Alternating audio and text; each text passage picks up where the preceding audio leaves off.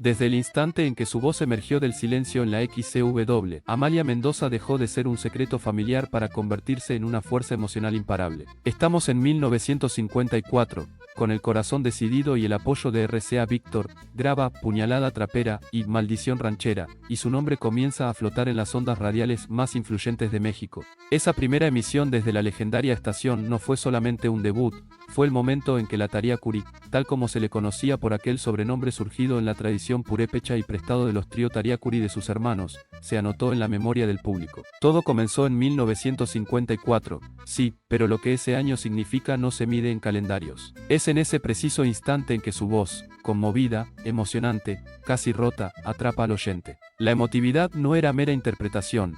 Ella cantaba con un nudo en la garganta porque vive lo que canta, sus lágrimas no eran actuación, y eso conmueve. Ya desde ese inicio era imposible dejar de estar alerta ante el sonido de su voz. El suspenso crece cuando nos damos cuenta de quién está detrás de ese llanto.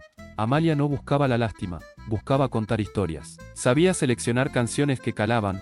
Puñalada Trapera, de Tomás Méndez, y Maldición Ranchera, de José Alfredo Jiménez, compositores del calibre de leyenda, ofrecían un lienzo perfecto para su voz cargada de veracidad. Fue así como, sin previa apariencia de gloria, comenzó a perfilarse un fenómeno, una mujer que recorría escenarios con la autenticidad de quien ha vivido el dolor y sabe que cantarlo es transformarlo. Su voz tenía ese filo íntimo, simple, profunda, contundente. El público no solo escuchaba, sentía. Y ese vínculo no se improvisa, se construye gota a gota, lágrima a lágrima. En ese contexto, el impacto se acrecenta. La radio XCW, cuna de grandes talentos, la impulsó, y el sello RCA la sostuvo durante más de una década. Esa sincronía entre una voz emocional y los medios poderosos fue el detonante. No es exagerado decir que, en ese año, Amalia Mendoza entró caminando al escenario nacional y sin mirar atrás, conquistó el corazón de México. Cuando cerramos los ojos, escuchamos ese canto, ya no hay espacio para distracciones, solo para el latido de su voz. Esa es la esencia del inicio de su leyenda. Y aquí el suspenso no radica en saber qué sucede después, aunque ya lo anticipamos, sino en sentir, instante a instante, porque esa voz, esa emoción, se volvió inolvidable. El verdadero punto de inflexión llegó cuando Amalia Mendoza tomó una canción que parecía escrita para su manera de sentir, Amarga Navidad. Era 1961, aunque ya había cosechado triunfos en la radio. Fue con esta interpretación que el país entero comprendió la magnitud de su talento. No solo cantaba un tema de despedida amorosa, lo vivía con cada palabra, su voz temblaba como si realmente la despedida fuese suya. El público no tardó en rendirse, y en cuestión de semanas la pieza se convirtió en un himno doloroso que atravesó fronteras y marcó un estilo de cantar la ranchera con un dramatismo que pocos se atrevían a sostener. La diferencia con otros intérpretes de la época era clara.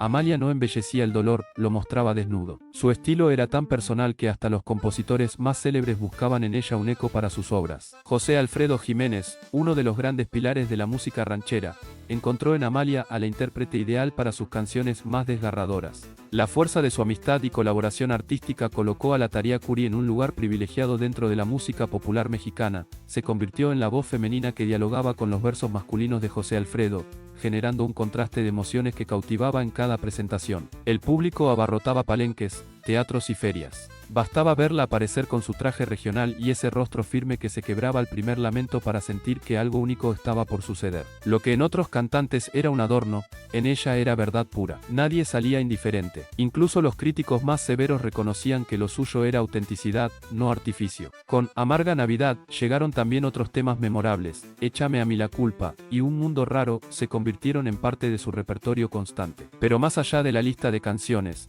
lo que empezó a construirse en esa etapa fue una identidad artística sólida. Amalia Mendoza ya no era solo la hermana menor de los Tariacuri ni una promesa en ascenso. Ahora era la voz que lograba que la ranchera, un género rudo y bravío, se transformara en un desahogo íntimo y universal. En esos años, sus presentaciones en vivo comenzaron a adquirir un carácter legendario. No era raro que el público, conmovido, terminara llorando junto a ella. El fenómeno creció al punto de convertirla en invitada frecuente en programas de televisión que reforzaron su imagen como ícono popular. El cine pronto llamaría a su puerta, y ella supo responder con la misma entrega con la que cantaba. Pero antes de llegar a esa faceta, había que entender que su estrellato se forjó en los escenarios donde la emoción era inmediata y no había segundas tomas. Ese fue el tiempo en que Amalia Mendoza se consolidó como la Tariacuri, la mujer que se atrevía a llorar cantando frente a un público que, en lugar de apartarse, se acercaba más. Una artista que convertía el dolor en arte y que, sin proponérselo, le daba a la ranchera un matiz de sinceridad capaz de atravesar generaciones. El paso al cine fue inevitable. Amalia Mendoza, con esa fuerza interpretativa que desbordaba cualquier escenario, no podía quedar confinada solo a la radio y a los palenques. Su llegada a la pantalla grande se dio a finales de los años 50 y principios de los 60, en plena época de oro del cine mexicano, cuando la música ranchera se había convertido en un elemento indispensable de las producciones fílmicas. Allí, su voz se proyectó más allá de los auditorios y alcanzó públicos que quizá nunca habían estado en un concierto suyo. Películas como Amor se dice cantando y Las Cuatro Milpas mostraron no solo a la cantante, sino también a la actriz que supo darle rostro a las historias de amor y desengaño que ella misma interpretaba en sus canciones.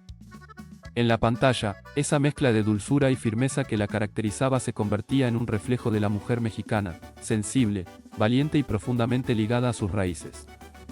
El cine amplificó su figura, convirtiéndola en parte de ese universo donde Jorge Negrete, Pedro Infante, Javier Solís y Lola Beltrán ya habían dejado huella. Lo que distinguió a Amalia en ese terreno fue la coherencia entre su voz y su actuación.